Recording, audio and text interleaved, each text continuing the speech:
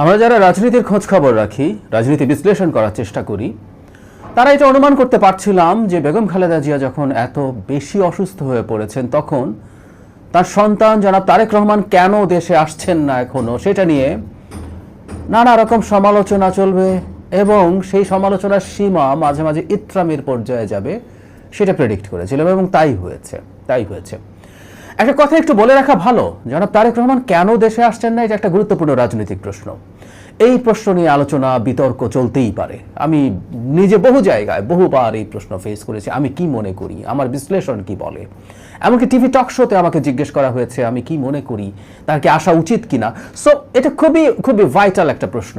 বাংলাদেশের মতো একটা দেশে যখন শেখ হাসিনা পালিয়ে গেছেন, তখন জনাব তারেক রহমান দীর্ঘ প্রবাস যাপনের পর বাংলাদেশে ফিরে আসবেন, দলের হাল সামনাসামনি ধরবেন, এটা একটা ভ্যালিড চাওয়া। এই চাওয়াটার নানা দিক আছে, এটা বেস্ট অপশন, কোনো সন্দেহ নাই এটা।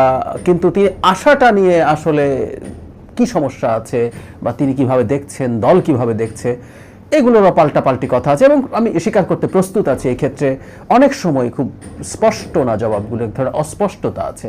এই অস্পষ্টতা আবার এই বার্তাও সম্ভবত দেয় যে এমন কিছু আছে হয়তো যেটা আমরা জানি না। যাই হোক, সেটা নিয়ে সমস্যা নাই।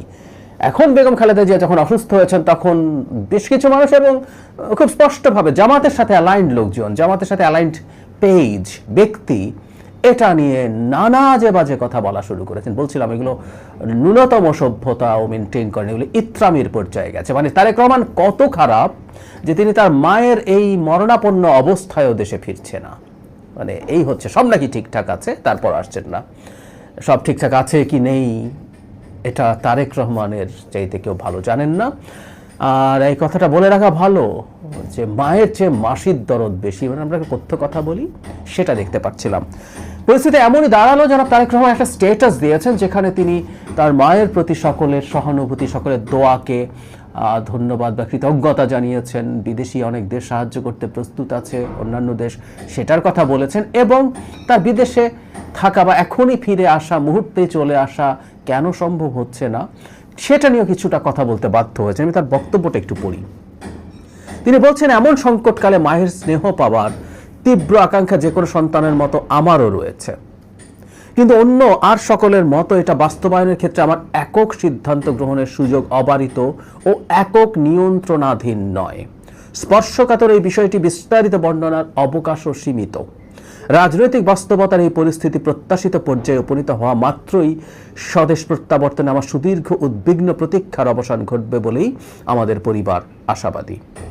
খুব ক্লিয়ারলি তিনি কিছু কথাবার্তা বলেছেন, আমরা বুঝতে পারি, আমাদের নিশ্চয়ই মাথায় এটা কাজ করবে যে তাকে যেভাবে ভিলেইন বানানো হচ্ছে তার জবাবই আসলে তিনি এখানে দিতে চেষ্টা করেছেন এবং সেটা একেবারেই ঠিকঠাকভাবেই তিনি করছেন এবং এটা এভাবেই হওয়া দরকার। স্পর্শকাতর বিষয় আছে, একক সিদ্ধান্ত না, তার দল আছে বা there some other issues may be involved here, এটা হতে পারে। সেই সব জিনিসকে বিবেচনায় নিয়েই আসলে তিনি এভাবে সিদ্ধান্ত নিচ্ছেন। আমি অনেকে যখন আমাকে বলতেন যে তার তো আসা উচিত, তার না আসায় বদনাম হয়ে যাচ্ছে, দল ঠিক মতো চলছে না, তখন আমি একটা কথা বলার চেষ্টা করেছি যে এই যে সব যুক্তি আমরা দিই, এই যুক্তিগুলো তার জানা না থাকার কোনো কারণ নেই, এগুলো তার নিশ্চয়ই জানা আছে। তিনি দেশে না আসার কারণে কি ধরনের ক্ষতি হচ্ছে, কি ধরনের সমস্যা হচ্ছে, এটা তিনি নিশ্চয়ই জানেন। কিন্তু এরপরও যখন তিনি আসছেন না, তখন আমাদের আসলে এটা মোটামুটি ধরে নিতে হবে, কনভিন্সড হতে হবে যে এর পেছনে কোনো যৌক্তিক কারণ নিশ্চয়ই তার কাছে আছে, যেগুলো আমরা অনেকে জানি না। অনেক রকম স্পেকুলেট করি, তার সিকিউরিটি থ্রেট আছে, তার নির্বাচনকে সামনে রেখে আগে আসাটা দলের ক্যাম্পেইন বা নির্বাচনে জেতার জন্য সাহায্যকারী হবে, এরকম নানান যুক্তি আছে। হোয়াট এভার ইট ইজ, বিশেষ করে সিকিউরিটির প্রশ্ন কেউ আবার বলার চেষ্টা করেন বাংলাদেশের মতো দেশে রাজনীতি করতে হলে ঝুঁকি নিয়ে আসতে হবে, মরলে মরবেন তিনি, সেটা একটা পলিটিক্যাল ক্যাপিটালে পরিণত হবেন।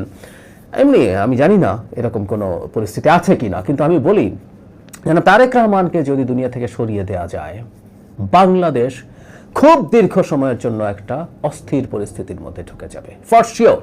বেগম খালেদা জিয়া বেঁচে যদি ফেরেনও তিনি রাজনৈতিক দলকে নিয়ন্ত্রণ করার মতো পর্যায়ে নেই। জনাব তারেক রহমান দীর্ঘ সময়ের দলকে নেতৃত্ব দিয়ে এই দলের উপর নিয়ন্ত্রণ প্রতিষ্ঠা করে একজন সত্যিকার লিডারে পরিণত হয়েছেন, রাজনীতির খুঁটিনাটি প্রচুর সাফার করেছেন, কিন্তু এগুলো শিখেছেন।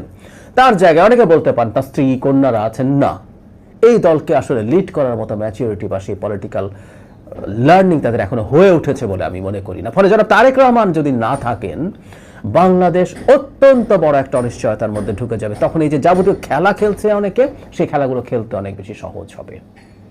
আমি আবারও বলছি, আমি নিশ্চিত নই এটা কারণ কি না, এই কথা অনেকেই বলেন। সেজন্যই বলছি আসলে তিনি সিদ্ধান্তটা নিক।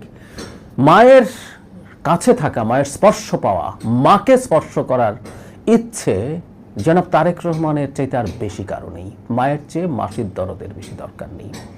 এরপরও যখন এই মানুষটা আসছেন না, তখন নিশ্চয়ই এর মধ্যে দল এবং রাষ্ট্রের গুরুত্বপূর্ণ ইস্যু জড়িত আছে। আমি অন্তত এই ব্যাপারে কনভিন্সড।